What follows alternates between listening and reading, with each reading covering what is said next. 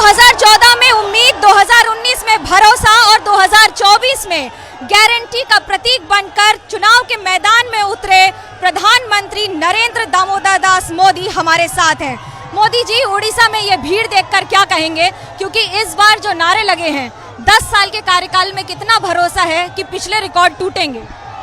आपने देखा होगा, मैं जहाँ से मैंने ये लोगों के दर्शन का कार्यक्रम शुरू किया, लोगों का जो उत्साह है, उनकी आंखों में जो एक चमक है, उसके साथ साथ अपार विश्वास की अनुभूति है और दोनों तरफ है ये विश्वास का भाव।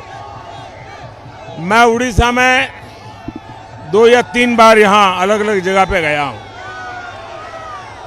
इस प्रकार का जुनून, इस प्रकार का उत्साह बहुत ही कम देखा जा सकता है। लैंग्वेज का प्रॉब्लम होने के बावजूद भी मैंने देखा कि जो एक दिल का कनेक्ट है, मनों का भाव है, वो पूरी तरह जुड़ चुका है। और मैं पक्का मानता हूं कि उड़ीसा की लाइफ में ये एक बहुत बड़ा टर्निंग पॉइंट है।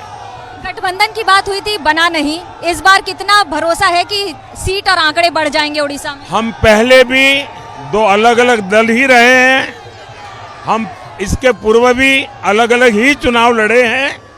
मुद्दों के आधार पर संसद में हमें समर्थन मिलता रहा है, लेकिन असेंबली में हमारा हमेशा उनके साथ संघर्ष रहा है। और कारण ये है कि उड़िया की संस्कृति, उड़िया की मिट्टी की सुगंध इस गवर्नेंस में नजर नहीं आ रही है। सामान्य मानवी कट ऑफ फील करता है। इवन राजा महाराजाओं के जमाने में भी जनता से कोई कनेक्ट होता था, यहाँ कोई कनेक्ट नहीं है। ऐसी स्थिति में भारतीय जनता पार्टी का दायित्व है जन सामान्य से जुड़ करके उड़िया नागरिकों की आशा आकांक्षाओं को पूरा करना।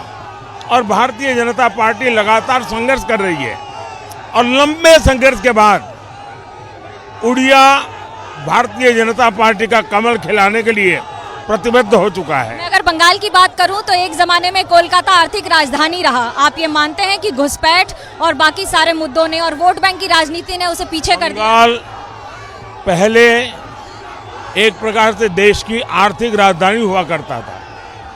इस देश में जितने भी सामाजिक आर्थिक परिवर्तन आए, कई शताब्दियों तक बंगाल ने उसका नेतृत्व किया है।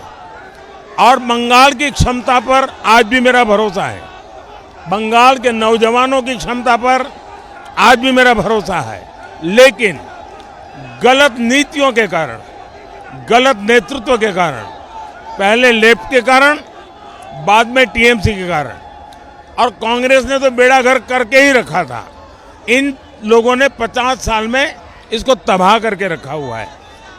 जिस प्रकार से वोट बैंक की राजनीति हो रही है, ममता जी पार्लियामेंट में जब थी, जिन मुद्दों को लेकर के पार्लियामेंट में वो पेपर उछालती थी, आज उन्हीं मुद्दों को वो सरेंडर हो गई है और वो उसके लिए एक बहुत बड़ी सोने की खान जैसा बन गया है। ये जो ममता जी में बदलाव आया है, वो बंगाल का आदमी स्वीकार नहीं कर सकता है। वो मौके की तलाश में है। और मैं देख रहा हूं कि पिछले असेंबली के चुनाव में हमें सिंगल डिजिट में थे, हम 80-85 पर पहुंच गए। लोकसभा में इस बार मैं क्लीन स्वीप देख रहा हूं, उड़ीसा में भी, पश्चिम बंगाल में भी।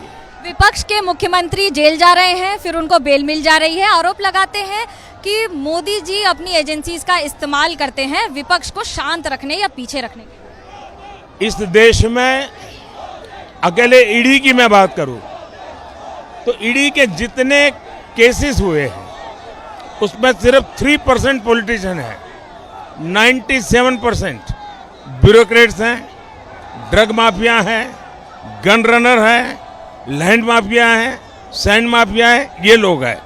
सिर्फ 3% पॉलिटिशियन है।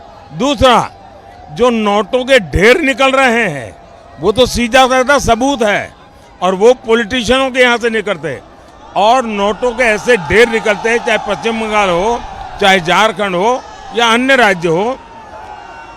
बैंक के मशीन नोटे गिनते गिनते हाँफने लग जाते हैं। ये हालत हुई है और इसलिए हिंदुस्तान के लोगों के ना करीब करीब 1.25 लाख करोड़ रुपया जब्त हुआ है। अब ये निर्दोष लोग होते थे, पैसा है कहाँ से?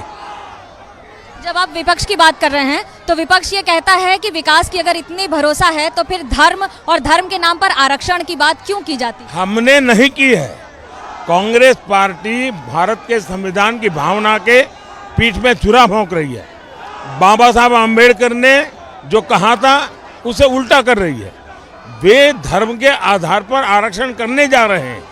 हम इसको रोकने के लिए प्रतिबद्ध है और मोदी की गारंटी है, जब तक मोदी जिंदा है मैं SC, ST, OBC उनके आरक्षण में से रत्ती भर भी धर्म के आधार पर आरक्षण नहीं होने दूंगा।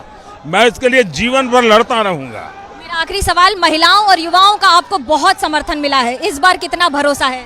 ऐसा है कि समाज के सभी वर्गों का और देश के सभी भूभाग से अपार जन समर्थन है। ये मेरा सौभाग्य है कि माताओं बहनों का मुझ पर विशेष कृपा रही है और मैं तो मानता हूँ माताएं बहनें सिर्फ वोट नहीं, वो मेरा रक्षा कवच है। वो मेरे लिए हमेशा मन्नत करती है। और गांव की किसी गरीब महिला जिसने मुझे कभी देखा नहीं, जिसने मेरा नाम नहीं सुना है, आप पूछोगे तो पूरा नाम मालूम नहीं है, अकेला मोदी पता है, क्या हूं मैं वो भी पता नहीं, वो कहती है कि दिल्ली में मेरा एक बेटा बैठा है।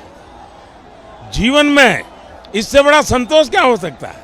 4 जून को रिजल्ट आएगा, मोदी जी उस दिन क्या कर रहे होंगे?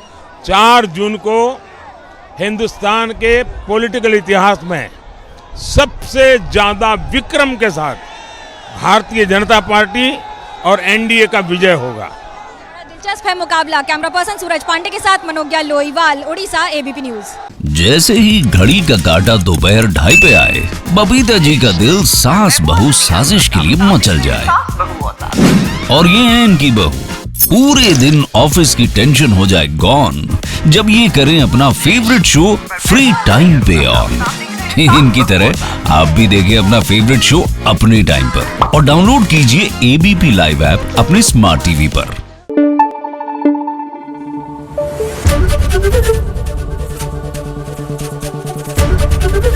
ABP न्यूज आपको रखे आगे।